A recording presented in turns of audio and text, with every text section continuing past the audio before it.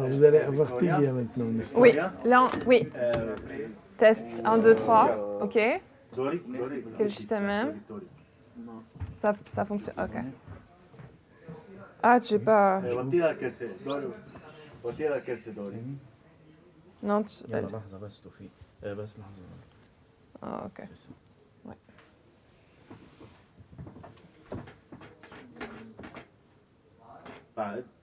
Attends. Good evening. Attends, c'est toujours le. C'est bon, non. Ah, c'est bon, c'est bon. I got it. بس لا tu dois la faire ici comme ça. Ouais, je sais, mais elle tombe tout le temps. Je me Ok, soucie. mets là. يلا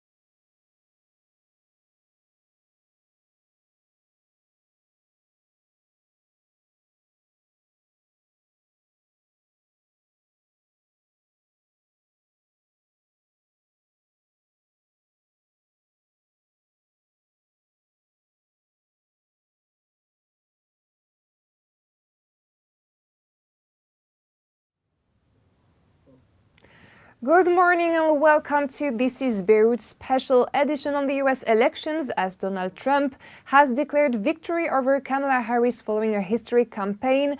Let's unpack the results and implications with our guests, political analyst Charles Chartouni, This is Beirut reporter Chelsea Al Arif, and our US correspondent Tylia Helou.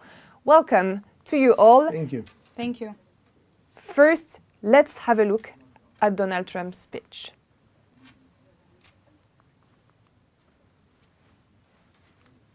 Our country heal. We're going to help our country heal. We have a country that needs help, and it needs help very badly. We're going to fix our borders. We're going to fix everything about our country. And we made history for a reason tonight, and the reason is going to be just that. We overcame obstacles that nobody thought possible, and it is now clear that we've achieved the most incredible political thing. Look what happened. Is this crazy?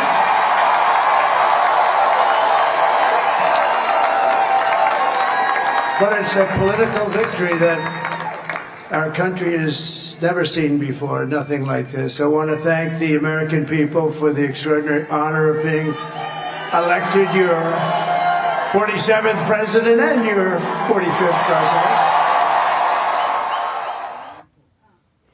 Let's now head to Washington, D.C. for more information. Tylia Helou, you are now in D.C. So the projection predicted a close race. In the end, Trump won. It's a large victory. How can we explain this?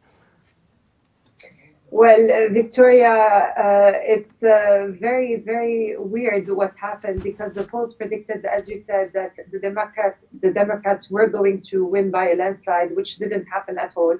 As soon as the voting centers closed and the results started coming out, we noticed that Donald Trump had a few points ahead, well ahead of Kamala Harris. And it is important to note that Trump has won states that he wasn't supposed to win. So basically, he won Iowa, he won Pennsylvania because people thought that Pennsylvania was going to go to Kamala Harris at the beginning of today. So earlier today, they thought that Pennsylvania was going to be Democrat, and it wasn't. And so the whole scheme of things changed in a few hours, and it was a surprise for everyone here. Thank you, Tylia. Can you quickly tell us a bit about the atmosphere there? And I'm going to ask you a third question right away. You've been in the US for a few weeks now. You've met with a lot of Lebanese citizens. Can you just tell us a bit about the main concerns that they had regarding this election? It was very clear to us while Rémi, Amalvy, and I were in Pennsylvania and in Michigan meeting Lebanese Americans there, that there were two main themes that kept recurring while they were talking to us. The first one was the war in Gaza and in Lebanon, and the second was the economy. So basically, they were talking about the economy and about the fact that they were business owners and that they would rather vote for Trump, who would do something for the economy and encourage economic growth for them to see their businesses thrive. At the same time, they were also very, very disappointed in Kamala Harris and Joe Biden's administration and the way they handled the war in Gaza and in Lebanon. Some of them thought that they were kind of sanctioning them by voting for Donald Trump. Some of them were hardcore Democrats and switched to the Republican side. And some of them stuck to their ground and thought that Kamala Harris was the better choice because she was less radical than Donald Trump. So we saw those two tendencies that were very, very, very clear from the outset. Regarding your second question, you said something about. Can you remind me about your second question? Yes, of course. Like very quickly, it was about the Lebanese citizen, and you've met some of them in the US. Like about just their main concerns, if you have anything to say about it. Basically, that's it. So the Yeah, economy exactly. You've and the answered it war in already. Lebanon and Gaza. Thank you so much, Tylia. Get some well-deserved rest. It's around 4 a.m. in Washington. Thank you so much. We're back here in the studio with my two guests. So Tylia just talked about the war in the Middle East, Chartouni. Many viewers are wondering how the future U.S. administration might impact the Middle East. What's your view on that regarding Trump's victory? My take on this issue is the following. I mean, now that Donald Trump is the virtual president of the United States, we're waiting, for the meeting of the 17th of December in order to sanction, the election, of the popular vote. Now we have to start considering the issues that he's going to be dealing with.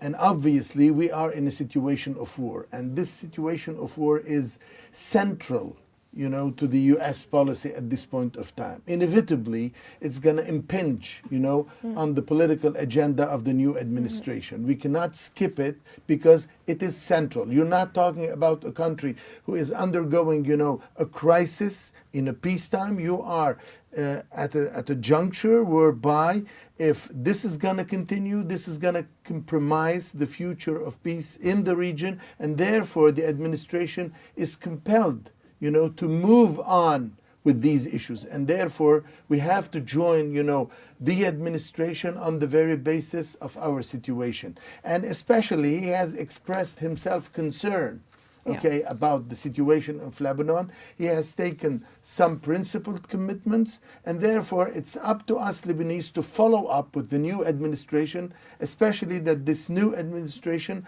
has expressed its interest on whatever is happening in Lebanon. And regarding this new administration, so we just heard that Netanyahu himself congratulated Trump for his victory.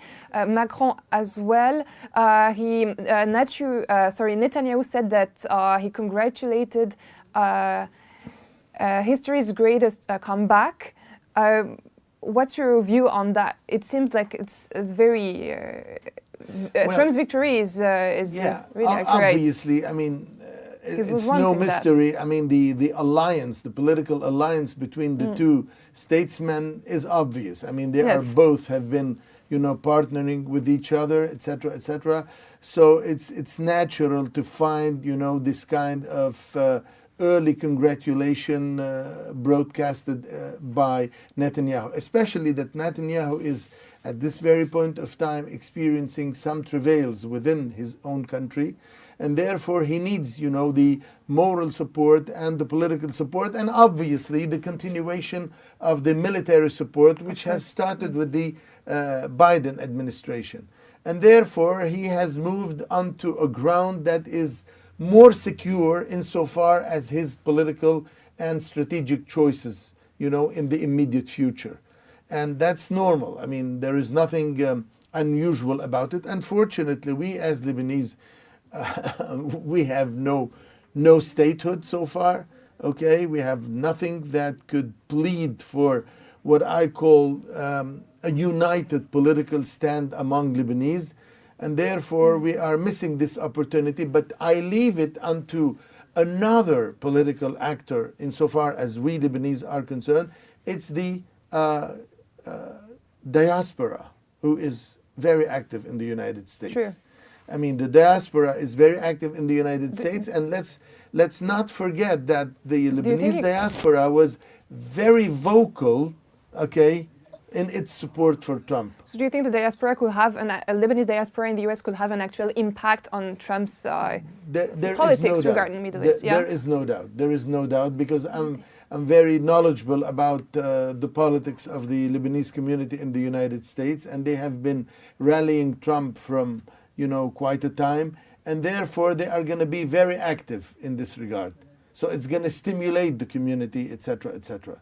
In spite of whatever differences they may have among each other. There is another point. I need to cut you off just right now. We're going to put a very symbolic picture of Trump's victory. I would really like for you to comment it, Charles Chartouni, and maybe you also, Chelsea Al Arif. I think that the virtual president of the United States, we're waiting for the official results, has always tried to embody his values through the media. So holding this flag, showing the US that we are the American citizens, that we're next to you, we're working for economic reforms, I'm working with the US Army. As soon as he was elected, as soon as he went up and he spoke, he mentioned that we're working for America, these next 4 years are going to be the best, we're making history again. So he uses his communication channels and all of the pictures that he broadcasts to show and to perpetuate that for the US citizens, that he is for the good of their country. And as Lebanese, we are always, invested in foreign intervention, and this is also a message to us. For the Lebanese people and the Lebanese diaspora have been waiting to see what is going to come out of the US elections, to know partly and partially what is going to happen in Lebanon and the Middle East. Mm-hmm. That's interesting. Yeah, I agree. This is part of an already prepared choreography, which means, his media team has been preparing this, and he is trying to feature himself. That's very important.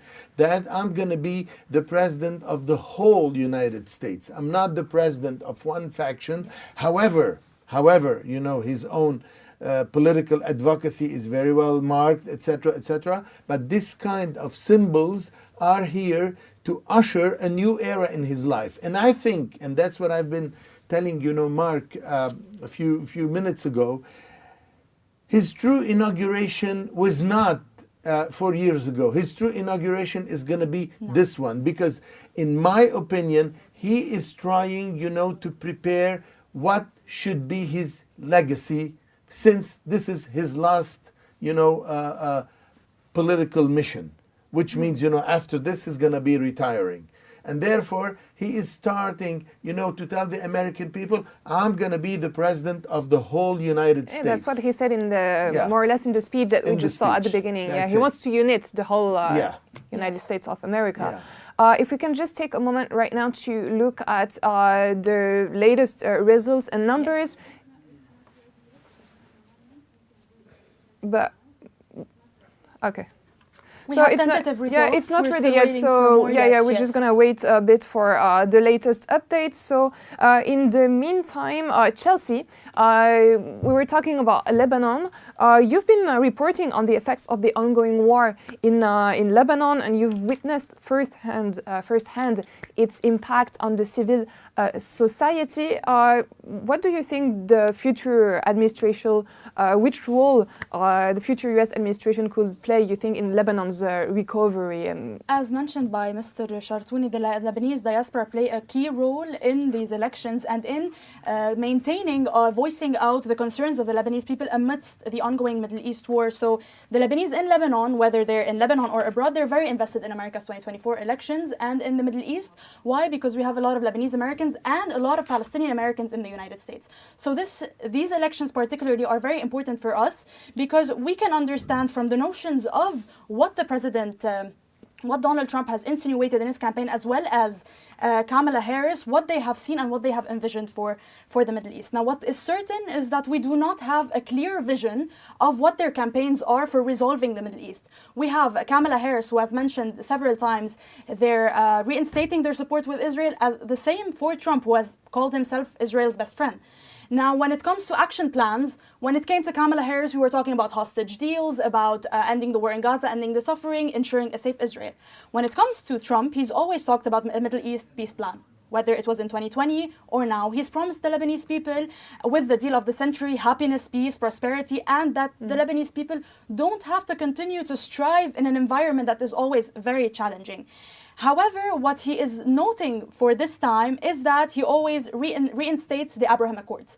Whether it's by joining more countries, bringing more countries to join the Abraham Accords. He even, in an interview, mentioned, when he was in Pennsylvania, mentioned that he could even strive to get Iran into the Abraham Accords. That's how much he is willing to negotiate. And I think the Lebanese people await to see what the peace plan how it's going to happen. Thank you so much, Chelsea. We now have the infographics. I'm going to ask you maybe to comment a bit on them, if you have also the latest results and numbers. including regarding the Senate and everything. Yes, that's what we've been following up in Lebanon since midnight and all night. We have at 10:30 a.m. 267 electoral votes for Donald Trump compared to 224 for Kamala Harris. When it comes to the Senate, we have 51 for the Republicans, 42 for the Democrats. We're also leading, Donald Trump is also leading in House with 193 votes to 173. As for the governor, we also have a lead in 27 to 23 in favor of the Republicans. Thank you, Chelsea. Charles Chartouni, so as we talked earlier with Tylia, the projection predicted a close race. It's not the case. We can see it in the numbers. Do you think that the fact that Kamala Harris ran a micro-targeted campaign while Trump cast a wider net, do you think it could have cost her the victory? Yeah, obviously. I mean, Kamala Harris has been campaigning on a very partisan platform. And this is what has cost her partially her loss, which means, she was perceived as being representative of a certain section of the American people, whereas he projected the image of someone who is willing to rally, the American people behind his own agenda. And what makes, his own agenda and his own message a powerful one is the fact that he is projecting the image of national American interests. I am fighting for the national American interests. What matters to me is the national American interest. And this, reminds me of the Nobel laureate in economics. I just forgot his name. He said something.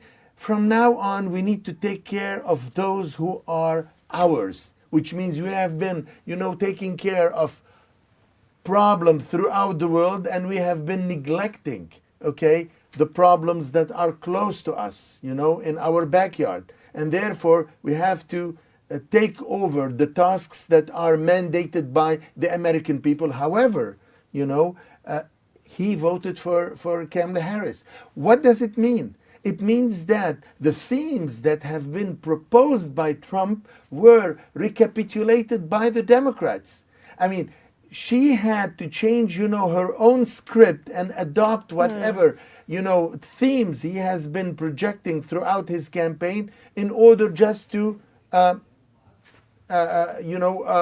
pursue her campaign. Otherwise, if she would have kept, let's say, her very partisan campaign, she would have lost the appeal of the public at large. But unfortunately for her, she didn't appeal, to the larger community. She was on a very, I would say it, partisan platform. Do you think that also their communication strategy must have played a huge role? I mean, Trump is known, has played a huge role then. Yeah. And we just, NATO Secretary General has just declared that he's looking forward to working with Trump. And to advance peace. This is a very big symbol. What's your opinion on that? I mean, the fact that Mark Rutte took the initiative and called upon President Trump, virtual President Trump, etc., means that we would like to work together on improving the relationship, within the NATO, which means I'm not here to fight for, conflictive agenda within NATO. We are here to sit together and work on this agenda, knowing that, virtual President Trump had some skepticism towards, the policy framing within NATO itself. So this is a good initiative on the part of the NATO chief, in order to prepare for the next negotiations that are supposed to take place within NATO itself. What about if we circle back to the situation in the Middle East? Do you think Trump's election could help reach a deal of any kind or a ceasefire of any kind? On that, because Trump just announced that he said, I'm going to end all wars and not start any. And he has usually come off as the anti-war president. Even he mentioned when it came to the Biden administration, he said, if I were president back then, the war wouldn't even have erupted. So he comes off and his campaigns come off as an anti-war president trying to settle all the wars, even mentioning that during his term he didn't launch any wars, he tried to remove troops.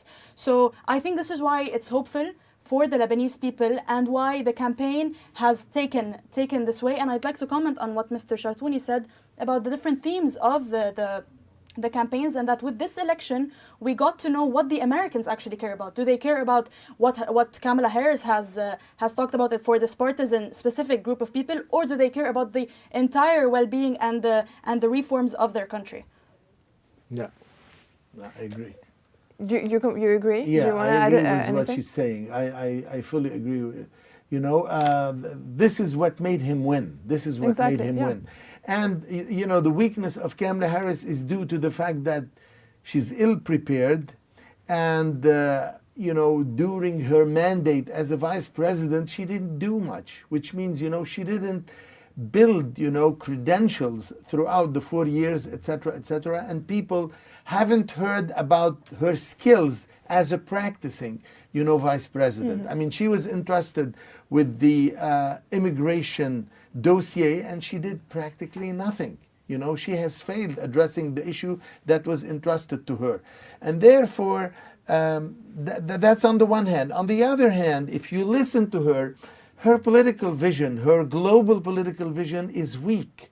You know, she didn't project the image of someone who is in command of whatever problems are faced by the United States in the immediate future. She has been recapitulating whatever has been stated by the Biden administration, but we didn't see what makes, you know, her candidacy specific. True. Okay, so that she can feature herself as, you know, an independent political actor, etc., etc. So we're almost at the end of this debate, but I have one last question. We haven't talked about Iran and a potential deal on nuclear. Do you think that Trump's election could lead to a step closer to that? There is a very big question mark in this regard. There is an ongoing war. Therefore, Iran has one of two choices. Either it should back off its nuclear striving, and therefore we can prevent, you know, the war from escalating and reaching a new height, etc.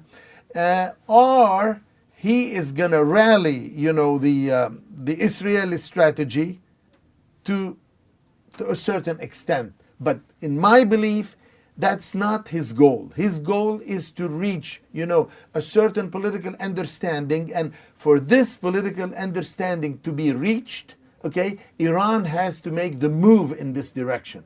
If Iran doesn't make the move in this direction, that is going to be problematic. And therefore, he is going to be entangled somewhat in the military and political development that have, you know, ensued throughout the last, you know, year of conflicts in the Middle East. Thank you so much, Chartouni. Thank you. Before ending, let's have a final look at the infographic. Chelsea, if you could just give us a word about the latest polling results that are currently on the screen. So far, we are still technically at the same numbers, but for the House, we have 194 instead of 193 representatives from the Republicans, 175 for the Democrats. For governors, we're still at 27-23.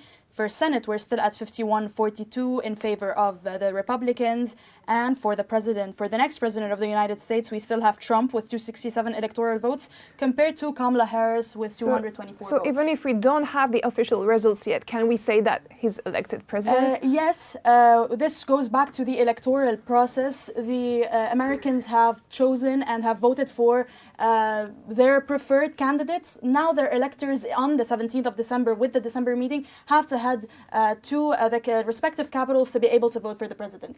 We do have, usually these are the results that come up. We do have a case of faithless electors where electors do not end up voting for who they said they would, but this is usually a rare occasion, and we're going to find out. And on January 20th, Inauguration Day, we'll have the new president taking office. Which will make Donald Trump the 47th President of the United States of America. Thank you so much for watching. Thank you, Chartouni. Thank you, Chelsea Al Arif, for being with us here on This is Beirut. You can follow the final results on TIB. Stay connected on all of our platforms. And see you soon. Thank you. Thank you. By many.